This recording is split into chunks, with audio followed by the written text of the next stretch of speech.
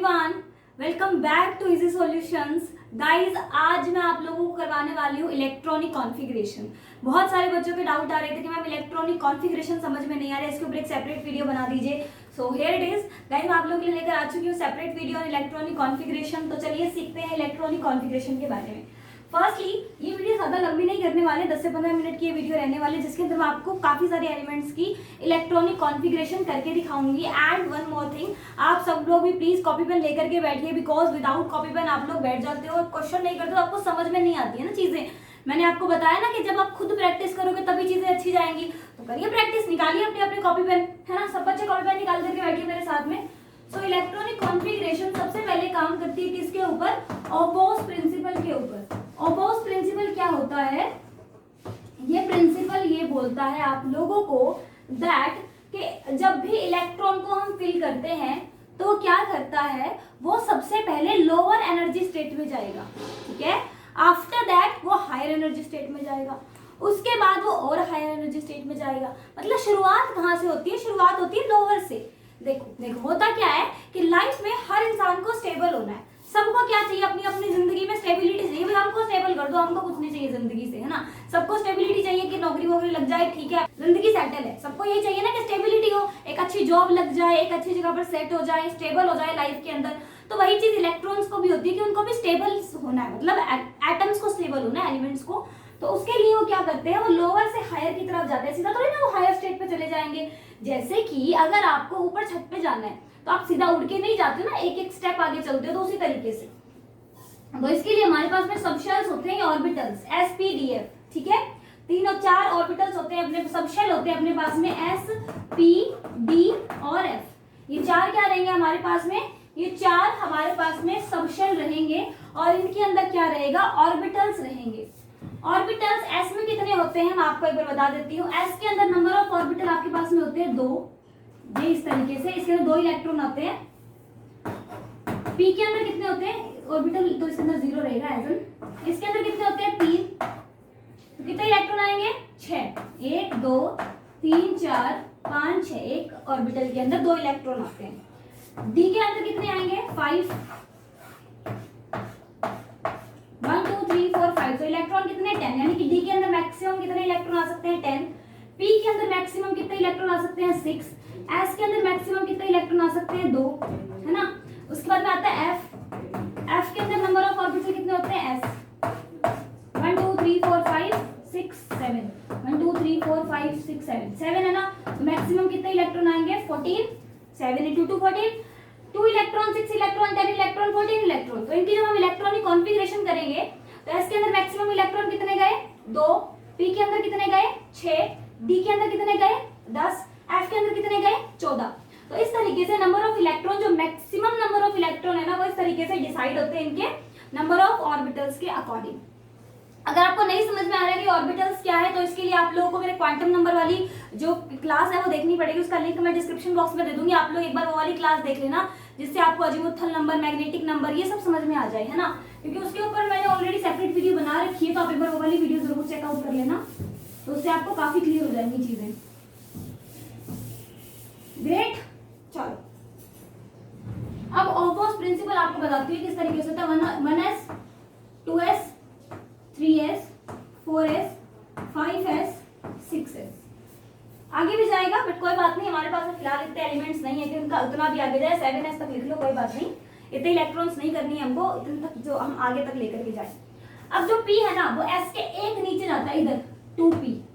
1p नहीं होता, p क्या जाएगा? 2p 3p 4p, एक एनर्जी लेवल नीचे आ गया, 4p 5p 6p 7p। अगली बात समझ में, उसी तरीके से अब d जाएगा एक और नीचे, 3d, d s p d, एक और नीचे, क्योंकि ये पहला नंबर है, दूसरा नंबर है, तीसरा नंबर, एक एक नीचे जाता जाएगा ना। 4d 5d 6d 7d।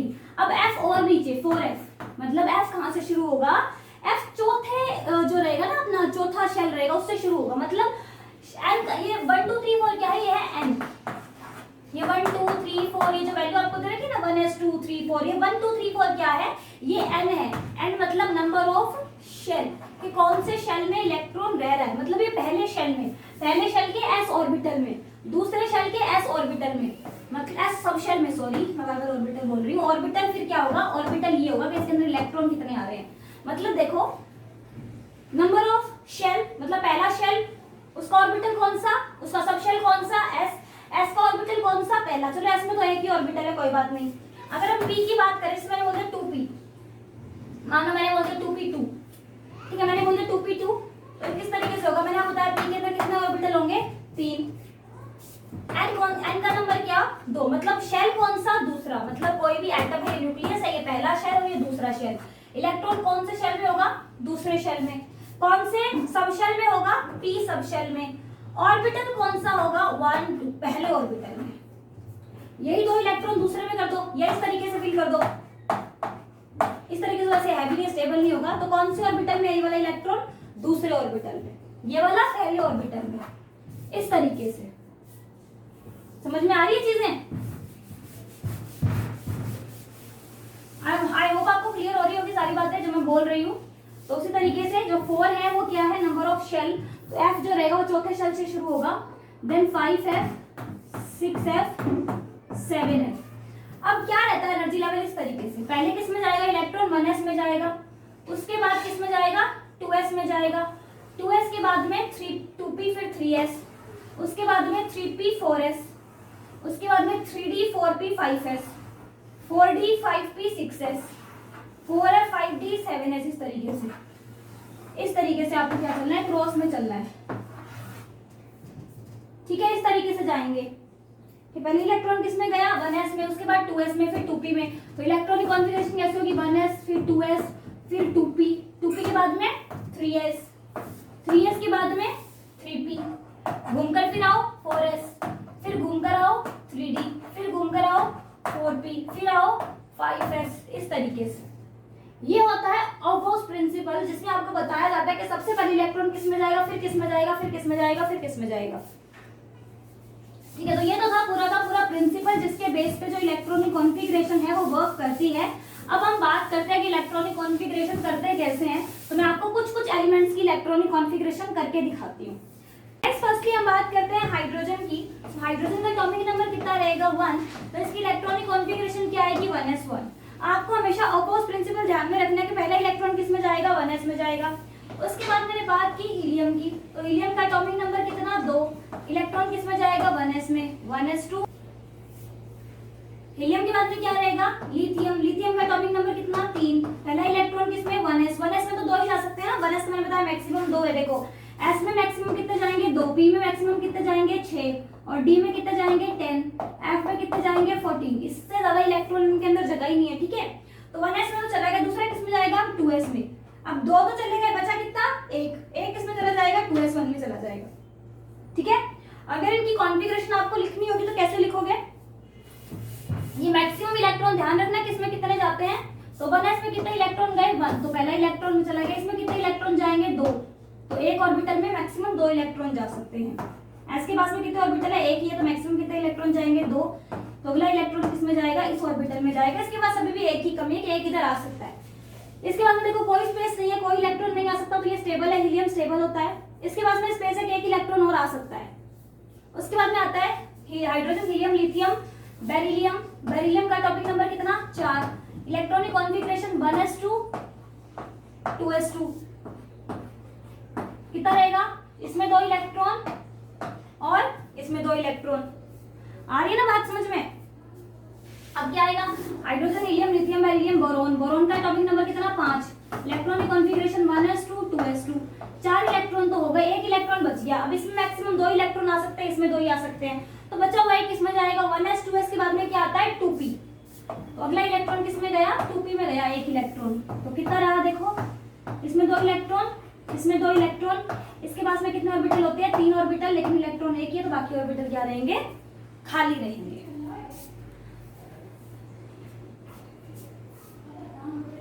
So let me know, ये समझ में आ रही है कि नहीं आ रही है चीजें, आप लोगों को एक बार मुझे कमेंट करके बता दो थोड़ा। हाँ, सो मुझे बता दो सब बच्चों को समझ में आ रही है ना चीजें, कमेंट करते रहो चाहे साथ साथ ही। चलो नेक्स्ट हम चलते हैं इसके बाद में बोरॉन के बाद में क्या आता है, कार्बन। मैं आपको काफी सारे एलिमेंट्स की इलेक्ट्रॉनिक कॉन्फ़िगरेशन करके दिखाऊंगी आज। 6 तो पहला किसमें जाएगा 1s2 2s2, चलो ये तो फुल हो गई। 2s के बाद में क्या आएगा 2p। 2p में अब कितने जाएंगे 2 2 4 तो हो गए, बचे कितने 2, तो 2 इलेक्ट्रॉन इसमें चले जाएंगे। क्या रहा s में कितने 2, इसमें s में कितने 2, p में कितने ऑर्बिटल होते हैं 3, इलेक्ट्रॉन कितने हैं 2।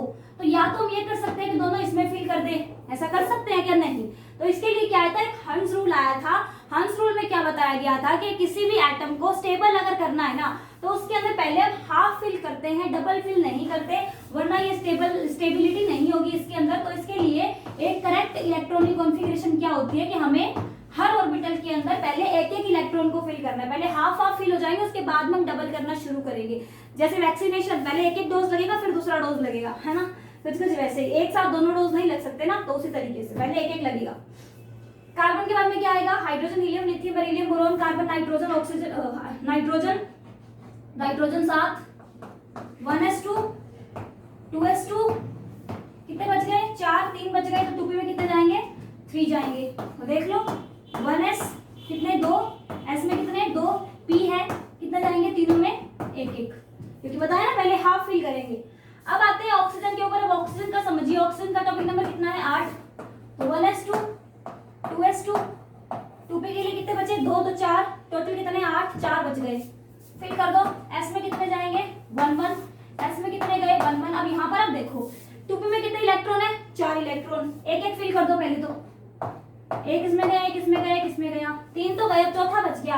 अब चौथे को इसके साथ पेयर करवाऊं, इसके साथ करवाऊं या इसके साथ करवाऊं, किसी के साथ भी करवा दो, आपकी अपनी मर्जी, यहाँ पर कोई दिक्कत नहीं आती। लेकिन हम प्रेफर करते हैं कि पहले के साथ इसको पेयर करवा दे। वैसे आप किसी के साथ भी करवा सकते हो, कोई दिक्कत नहीं है, ठीक है। तो इस तरीके से आगे सब बच्चों को बात समझ में। अब आपको थोड़े ज्यादा नंबर वाले की इलेक्ट्रॉनिक कॉन्फ़िगरेशन करवा देती हूँ। अब मैं आपको बताती हूँ सोडियम की। सोडियम का एटॉमिक नंबर कितना 11, तो 1s2 2s2, 2s2 के बाद में क्या आएगा 2p 6, 2p में मैक्सिमम कितने आ सकते हैं 6, तो 2 2 4 और 6 10, 2p के बाद में क्या आता है 3s1। ऑगोस प्रिंसिपल ध्यान में रखिएगा, सॉरी हाँ ऑगोस प्रिंसिपल ध्यान में रखना है आपको, उससे आपको पता चलेगा कि कौन सा इलेक्ट्रॉन किसमें आ गया। देखो 1s 2s 3s 4s, इधर क्या था 2p 3p, इधर क्या था 3d। पहले इलेक्ट्रॉन किसमें 1s में, उसके बाद किसमें 2s में, तो 1s के बाद में किसमें गया 2s, 2s के बाद में 2p, 2p के बाद में किसमें जाएगा 3s, 3s के बाद में किसमें जाएगा 3p, और फिर किसमें आएगा 4s, और 4s के बाद में जाएगा 3d में। 3p के बाद में 3d नहीं आएगा, 4s आएगा। क्यों, क्योंकि 3p के बाद में एरो आ रही है, 4s के पास में आ रही है, ठीक है। आगे बात समझ में सब बच्चों को।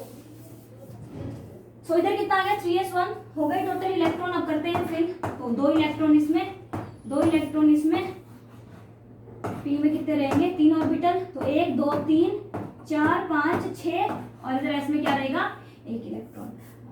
आगे बात समझ में सबको। उस तरीके से मैग्नीशियम का करो। मैग्नीशियम का एटॉमिक नंबर कितना होता है 12, तो इसमें क्या हो जाएगा 1s2 2s2 2p6 और 3s लास्ट में क्या आ जाएगा 2, और s के क्या हो जाएंगे दोनों इलेक्ट्रॉन फिल।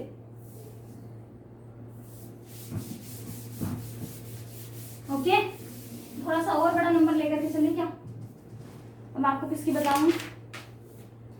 अब नेक्स्ट आपको बताती हूँ क्लोरीन की। देख लो एक बार क्लोरीन की, देखो एक बार क्लोरीन का कितना होता है टॉपिक नंबर 17, तो क्या होगा 1s2 2s2 2p6 3s2, कितने हो गए काउंट करो 2 2 4 6 4 10 11 12, 3s के बाद में क्या आता है 3p, 3p में कितने आएंगे 6, तो 2 2 4 6 4 10 11 12 और 6 18, लेकिन आने कितने चाहिए 17, तो इधर कितने कर देते हैं 5 इलेक्ट्रॉन कर देते हैं।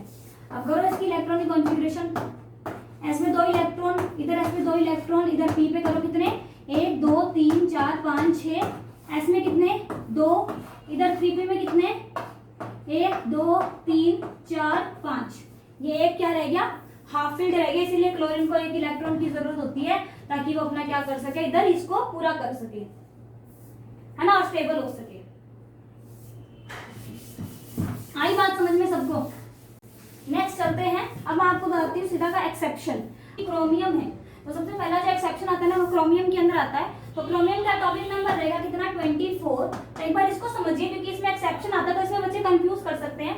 तो एक बार देखो 1s2 2s2, 2p6, 3s2, 3p6। आपका क्वेश्चन होगा मैम आपको कैसे पता इतना आगे तक जाएगा, तो काउंट करते जाओ, 2 2 4, 6 4 10, 11 12 और 6 18, आगे और आएगा।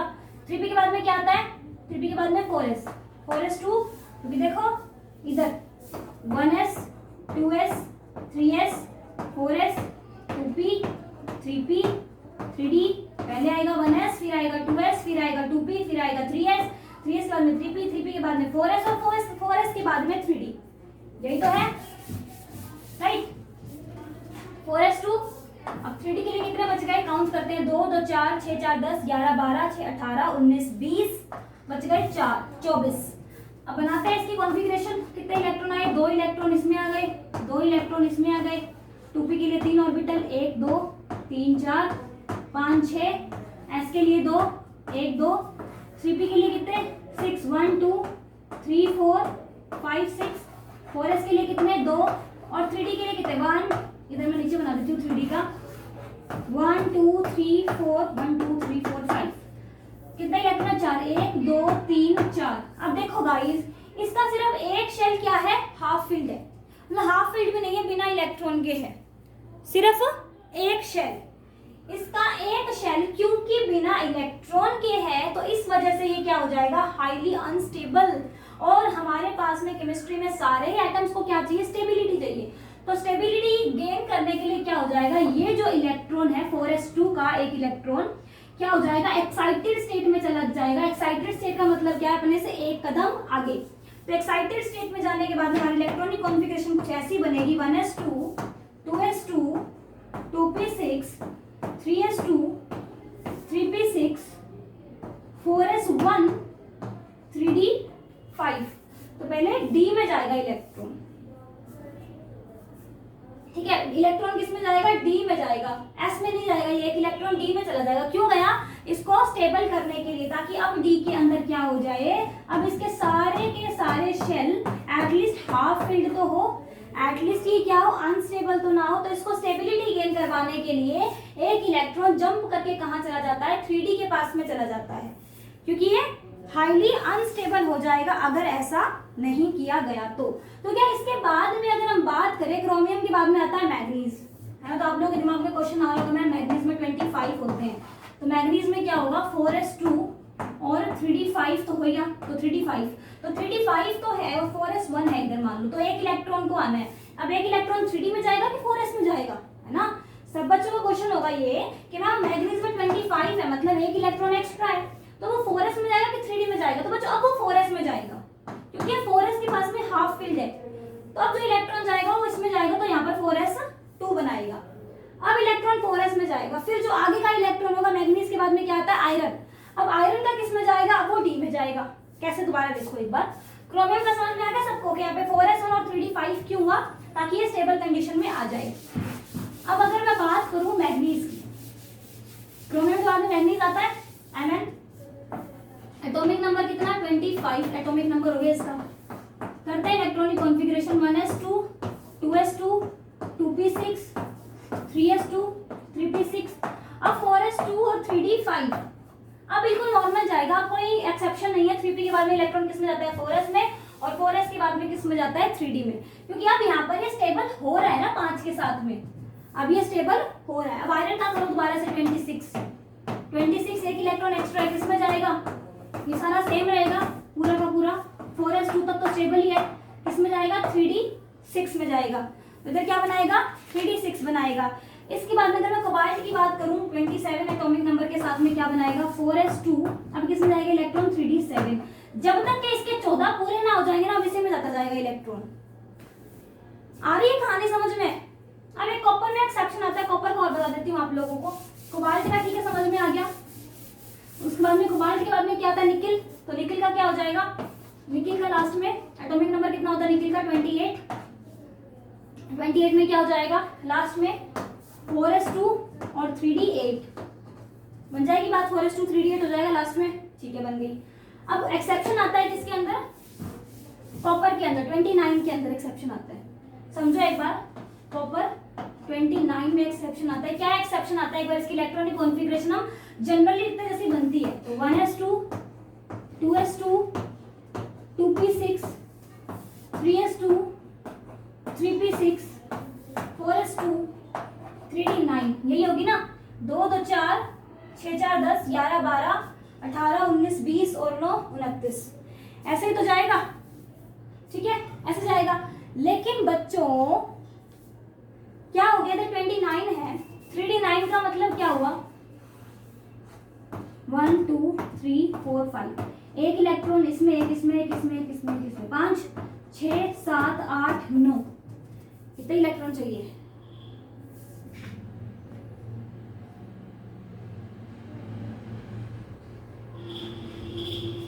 कितने इलेक्ट्रॉन, ये एक ही एम्पियर है, क्या है, सिर्फ एक एम्पियर है, वही बात हो गई जो क्रोमियम में थी, एक ही एम्पियर है, तो यहाँ पर भी इलेक्ट्रॉन क्या चला जाएगा, इसको स्टेबल करने के लिए एक्साइटेड स्टेट में चला जाएगा और इलेक्ट्रॉनिक कॉन्फ़िगरेशन क्या बन जाएगी, 4s1 और 3d10, ये बन जाएगी इसकी कॉपर की इलेक्ट्रॉनिक कॉन्फ़िगरेशन, ताकि यहाँ पर क्या हो जाए, यहाँ पर ये पूरा फुलफिल हो जाए, ताकि 3d स्टेबल हो जाए। और 4s के पास में एक रहेगा तो कोई बात नहीं, s के पास में एक रह जाए तो कोई दिक्कत नहीं होता।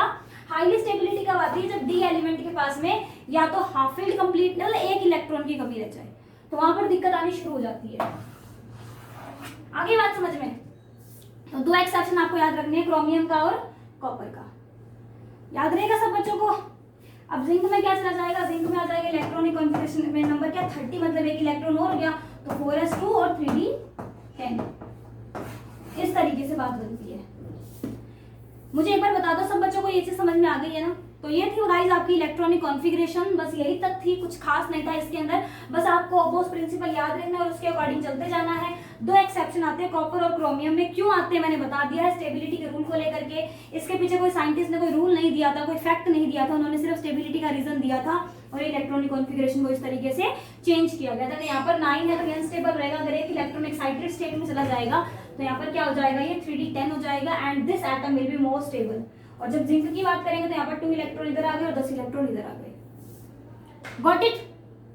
सो आई होप आप लोगों को आज की वीडियो अच्छी लगी होगी। अगर आप लोगों को इलेक्ट्रॉनिक कॉन्फ़िगरेशन कंप्लीट समझ में आ गई है तो मुझे कमेंट करके जरूर बताइएगा कि आप लोगों को ये वीडियो कैसी लगी और आपको कितना समझ में आया। एंड इसी तरीके से अगर किसी और टॉपिक पे भी आप लोग इस तरीके की वीडियोस चाहते हो तो मुझे कमेंट करिए, इस वीडियो को ज्यादा से ज्यादा लाइक करो, शेयर करो, सब्सक्राइब करो चैनल को। मिलते हैं एक और अच्छी वीडियो के साथ में, तब तक के लिए bye guys, thank you so much.